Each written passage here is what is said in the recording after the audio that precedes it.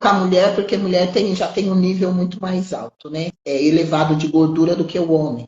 Mas uma mulher com 10% de gordura, o que influencia isso nela, na vida dela?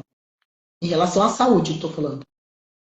É totalmente prejudicial, né? Porque a mulher tem que ter uma reserva de gordura, né? Para ter a atividade hormonal adequada, para ter o ciclo menstrual correto. Então, eu tenho que ter, eu como mulher, eu tenho que ter essa reservinha de gordura. E às vezes eu tô no nível de atividade física tão intensa que eu não tô conseguindo repor essa gordura corporal. Aí entra a nutrição, porque aí eu vou ter que fazer um cardápio que vai ajustar as calorias pro nível de treino que essa mulher está tendo.